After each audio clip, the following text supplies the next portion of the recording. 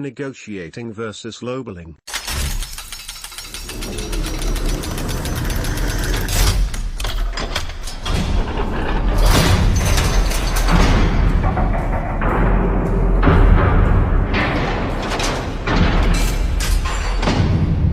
I was going to make a post about this a little while ago when I first encountered the following quote, but I didn't get around to it until I was reading the discussion in and thought it was appropriate.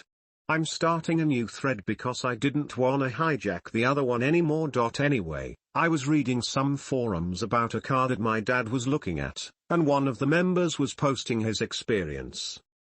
He said something that I agreed with, and I wanted to get your thoughts on it. Basically, he was saying that the point of negotiating is to create a fair deal, not to pinch every penny out of the other party. It sounds very basic and elementary, but I didn't really realize that until now. Of course, when I told my dad about it, he lashed out at me and told me how stupid it was. He's obviously not that type. We were at a car dealership negotiating, and I whispered it to him as he was contemplating the offer he got, and the salesman was talking to his manager.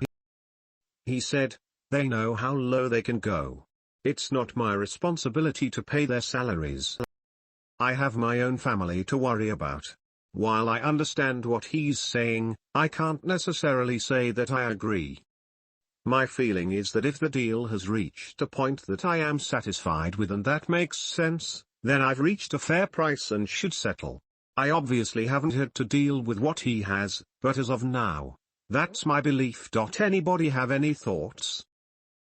It's unlikely the car salesman would hesitate to burn you on a deal. Ethics aside, it has a lot to do with how interested you are in doing future business with the other party. Yeah, I see this all the time. A lot of it comes down to personal style and past experience.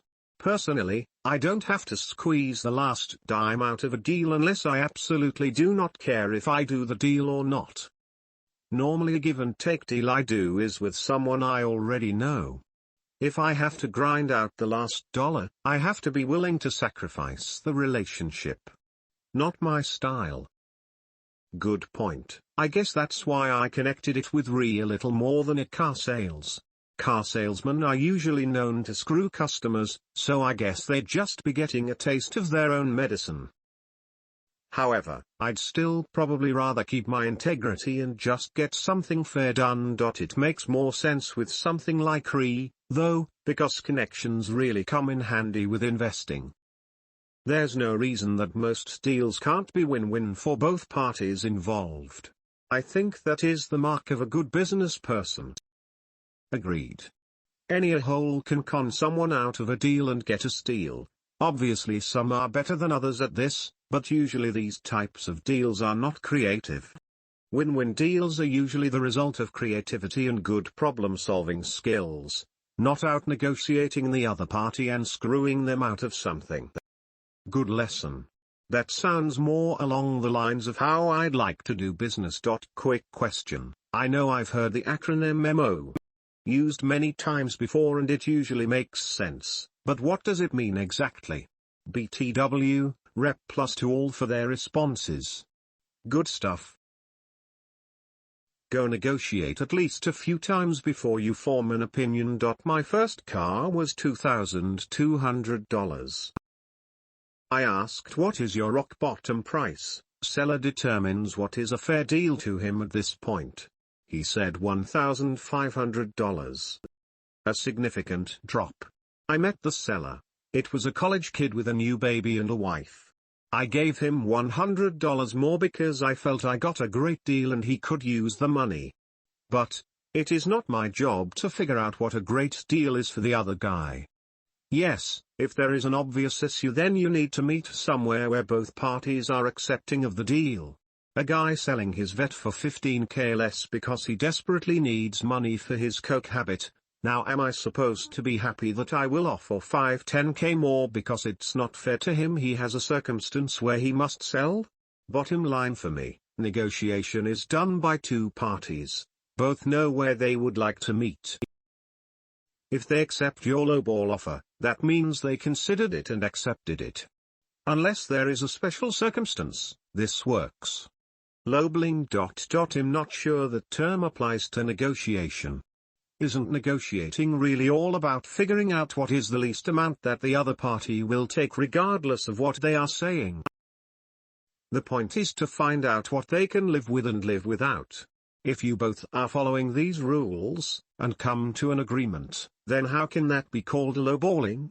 On the other hand, lowballing is not really negotiating at all. It's more like an offer to take it or leave it.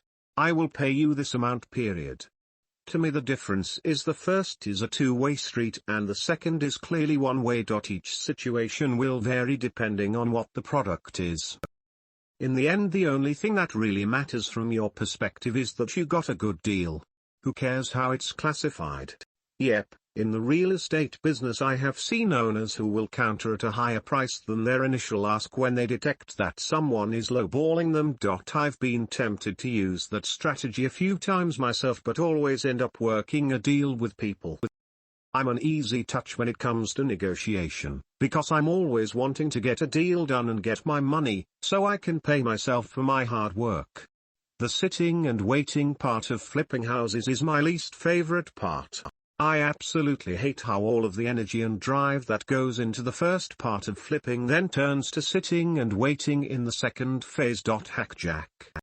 Definitely win-win. It's one of the 7 habits, and it's good karma. When times are good, sellers will not negotiate as much. Soft markets, whether it be cars, real estate, bicycles, etc. People will negotiate more. Your dad is correct. They will not sell it to him if there is no money to be made.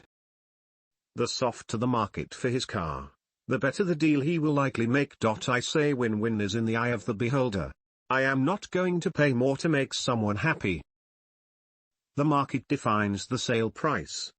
If I don't enforce it, I will fall behind. You don't need to use tactics that leave hate and discontent. But negotiate you must. If you don't, the other side will. Rep speed for this, Yankees. BFL Bob will tell you I'm a big believer in win-wins. Crafting a deal where everyone walks away smiling is an art.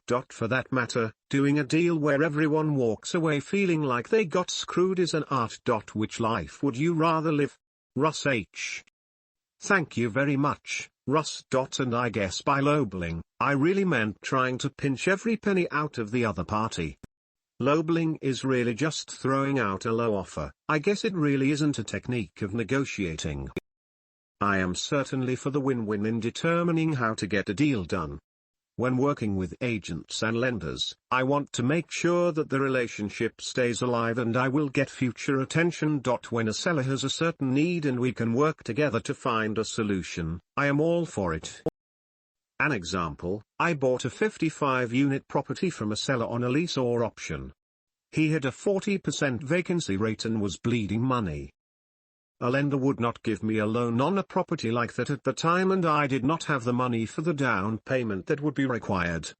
The property was sold to another party after a year and we did a double close. The original seller made some money and so did I. I see this as a win-win. When I go to the market to buy a property and am going to put down hard cash and work to turn it around, I am going to negotiate the best deal that I can. It may be a low ball offer. I have made low ball offers before on properties and ended up getting them with time. I see negotiating as a competitive trait. There are times to bend and give a little. There are times to hold your ground. Some markets are dog eat dog. Buying a new car is often like that. Buying an apartment is definitely like that. If you don't negotiate hard, you might be chewed up and spit out. There are times to take both stances. Stevio Speed ++. There is nothing wrong with lowballing. It's part of the negotiation process. In any business transaction you need to know the absolute maximum price you are willing to pay. You can't reveal this price right away to the seller because it leaves no room to negotiate. More so, if you don't lowball you don't know what the absolute lowest price the seller is willing to accept. For example, you estimate a house is worth $100,000. You are willing to pay no more than $70,000. You go to the seller and offer him $70,000. He accepts and you buy the house. You think you got a great deal, but what if the seller was willing to take $50,000? Now you've left $20,000 on the table. If you are not willing to throw in a low-ball offer, you will never know how good a deal you could have really got. It's also harder to lower your initial offer than to increase it. In the example above, once the seller accepted the $70,000 offer, would you have been able to turn around and reduce it to $60,000? Reducing your offer after it is accepted will make you look like a flake and people won't want to do business with you. There is a guy that some of us know who purchased an asset by throwing in a low ball price, and the seller sold the asset to him for twice this low ball price. This asset was worth tens of times more than the price paid for it, and this person did really well for himself. Some of you may know who I am talking about. SMX2: I wonder how things would have turned out for him if he didn't have the courage to throw in a low ball offer. This is my MO as well. Frequently, a cover letter is submitted with the offer explaining my rationale. Although it won't always get the seller to come around, it sometimes works. That is all we need, is sometimes. I got a 20% discount on a property once through this process. The seller felt beat up, but their initial expectations were unrealistic. They couldn't sell it and eventually came around. We were working on a deal with two other investors. My husband was doing most of the negotiating with the broker and the seller, based on the other investors' input. One of the investors flew out to visit the property, meet the broker and seller, and got a sense of the neighborhood. The other one did not. We were very close to closing the deal at a price that everyone was okay with when my husband had to take care of some other pressing issues. He couldn't finish the negotiations and told the broker it was okay to talk with the other two investors directly. In order to close the deal sooner, the broker presented the owner's bottom line price, about 30% below the original asking price. This was incredible, as it was lower than what was previously being negotiated. However, the investor who did not view the property said that was not good enough and wanted an additional 15%. The seller was quite insulted and the deal fell through. It took us 3 months and an apology letter to the seller just to get our deposit back. You don't have to lowball when buying either a business, or any other cash-flowing investment. If the investment makes good earnings and the price is rather low asking price, that is, then you should be more than able to finance the whole deal with a loan and there would be cash to be made at the closing for both of you. Then why lowball the offer? Just accept or don't accept. I see this during times where everyone is buying something as it is popular. This is not the mode of operation that I see in the business in general. Probably the biggest differentiator to me is that I am usually buying assets that are not cash flowing.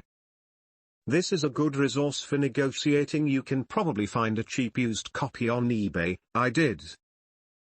Anyway, one of the principles to structuring a win-win is to know what it is the other person wants.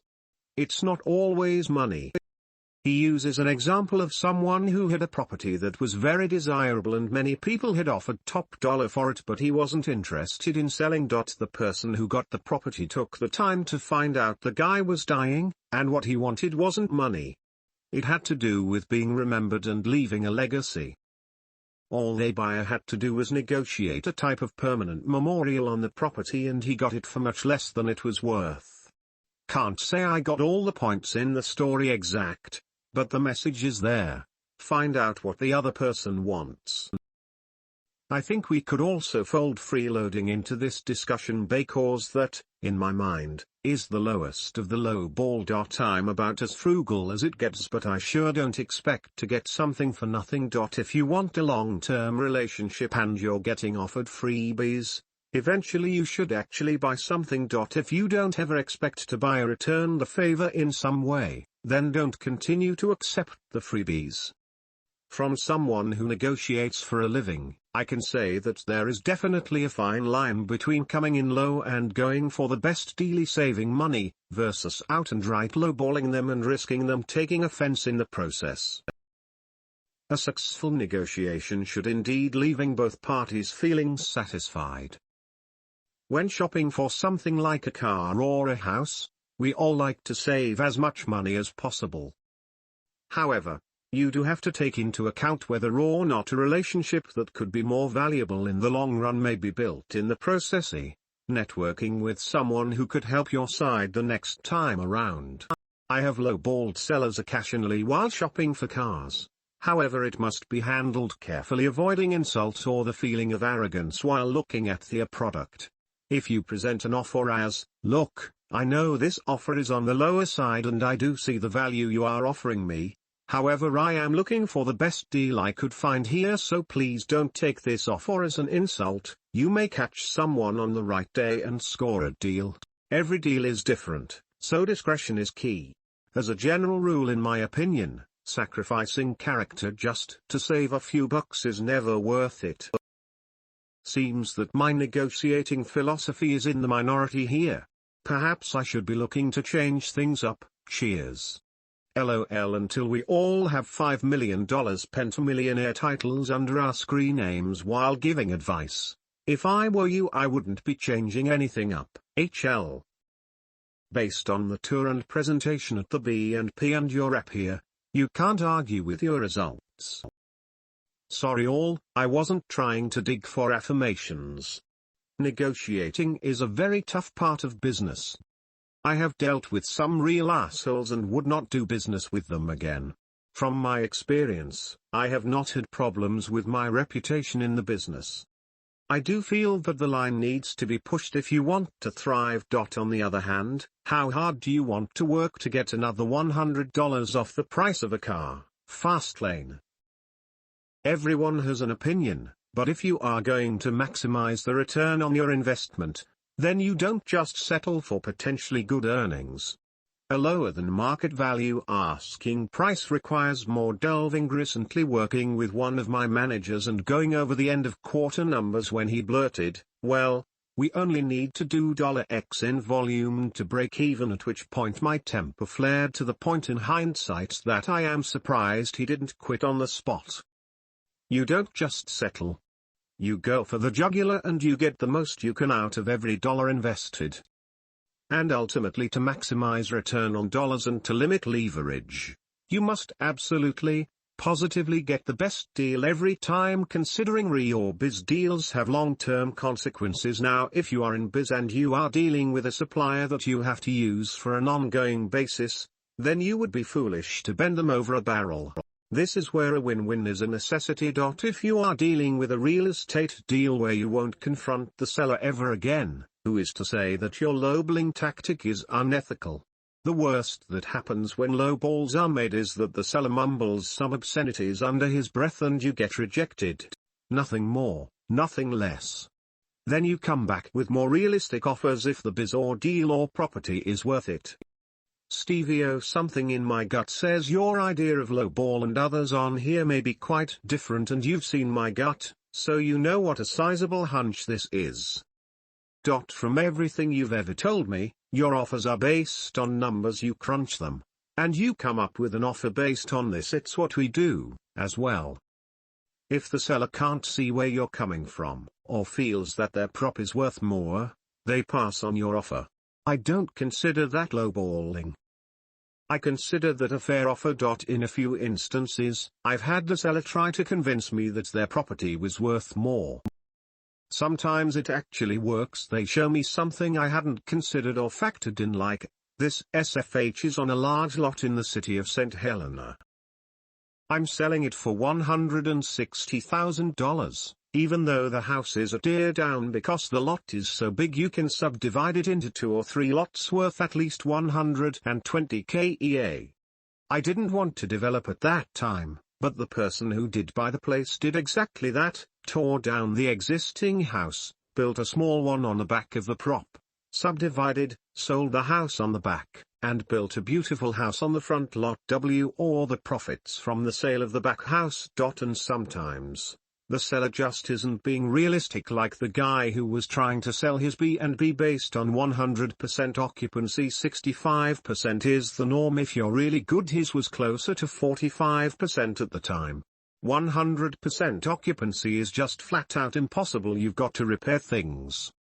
And it's also not real world. 85 to 90% is about the highest I've seen properties go. So, Stevie-O, a request, give an example of when you lowballed someone, not intending to insult them, but offering them far less than what they were asking.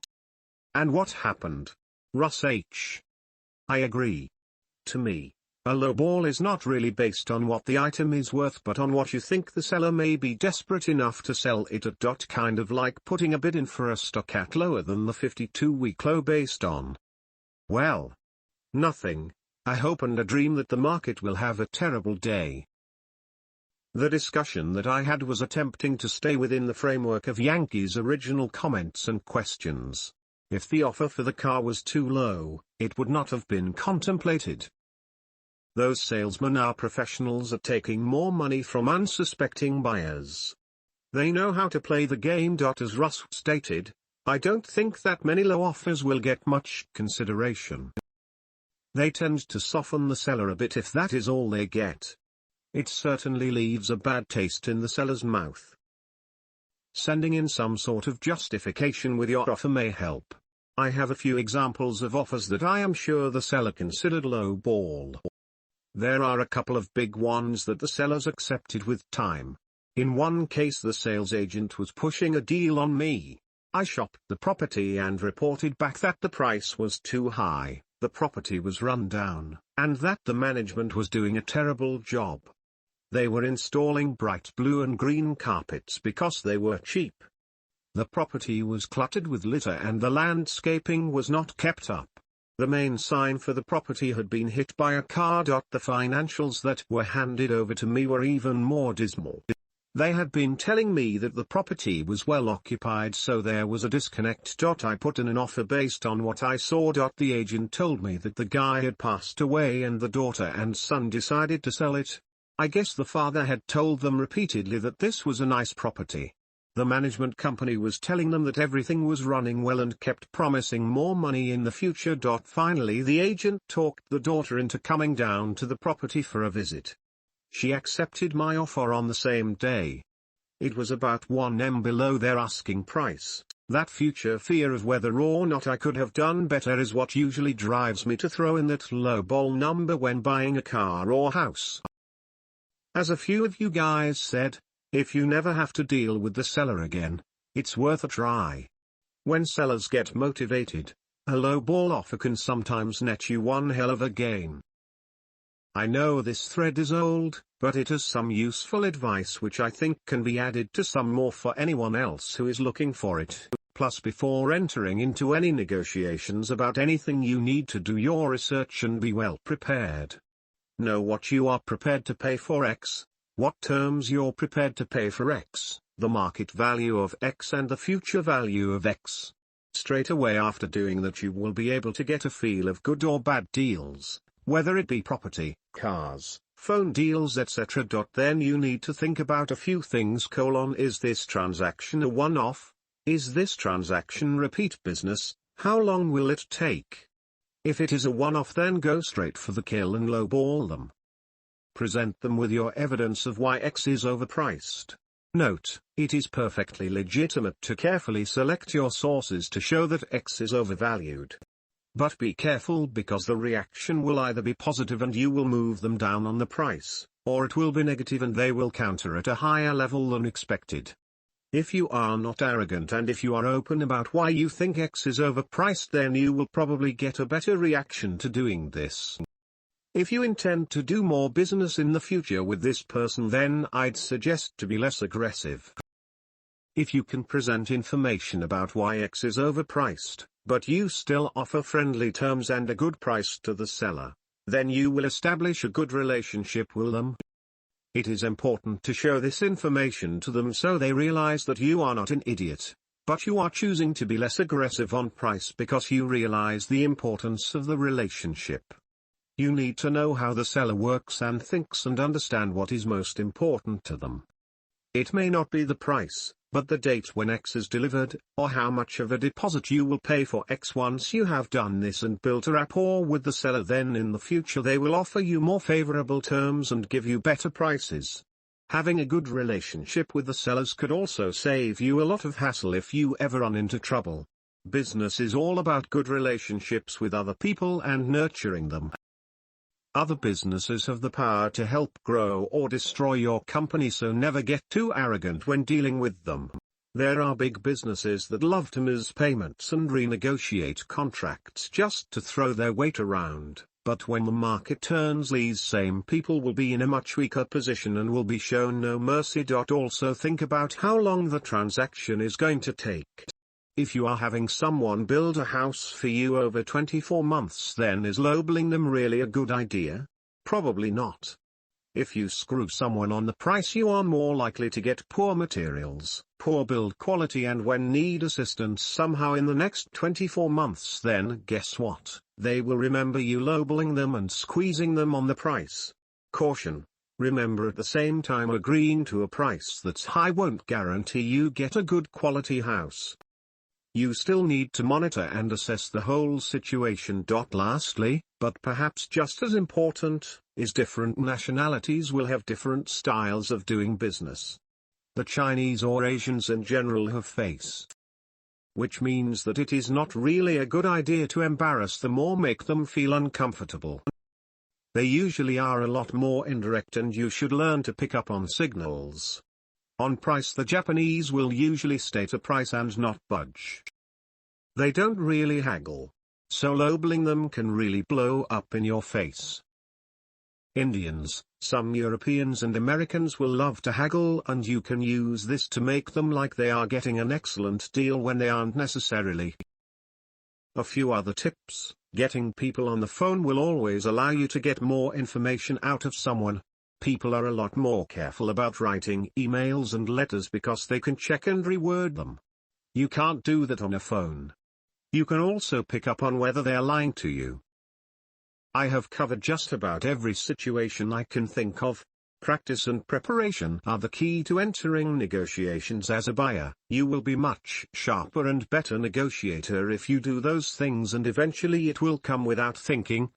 There are a few different things that need to be done as a seller, but won't go into them now. The above is just my opinion after learning the ropes and working in the brokerage firm, so take it or leave it as you wish. Thank you for your experience dealing with internationals. I find it extremely fascinating. I have dealt with Russians before, and it's important to have thick skin.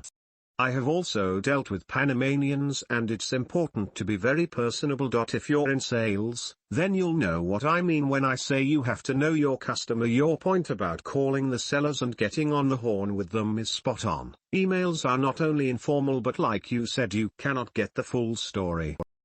But more importantly, you cannot ever build a relationship with email.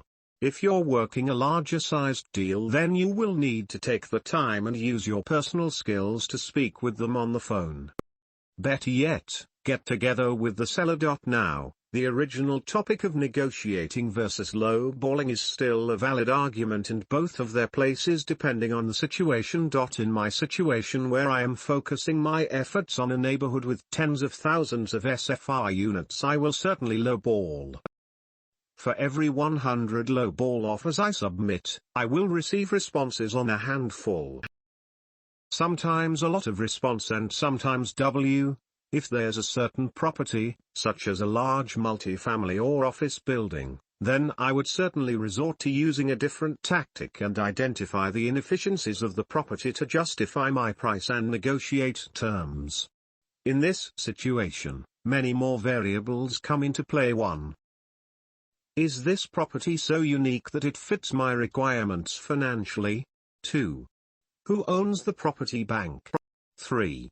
Are sellers anxious? 4. Terms given by lender and seller. So in a nutshell, there's a place for each of these types of offers. Negotiating is an art form. You have to know what something is worth to you and when you can beat up a seller and when you cannot. Usually, at least with property, you can read the seller and know how much you can get them down. Sometimes I beat the living snot out of them if they are desperate, other times I make friends with them over a period of years and slowly get the price down. On one parcel of land I was in talks with the owners for 5 years and every year we got a bit closer on price. He kept inching towards reality. Finally a few months ago we agreed and signed a contract. But at the end of the day a deal is a deal and it works at certain numbers. If you can get those numbers, anything lower is a bonus. Since it's a business, at the end of the day you have to buy and sell by your numbers. There was a story I heard of John Huntsman, the chemical businessman from Utah. He asked the price of a mountain. They said it was 13 million, he said he would offer 3 million. What am I going to do with a mountain? They may have took it as a joke but months later called him and offered it for 9 million. He said thanks for coming down. However, I will offer 3 million. He gets a call months later and they actually said they would give it to him for the 3 million. It was my understanding he did not particularly want this mountain but still purchased it at that price and created a ski resort there.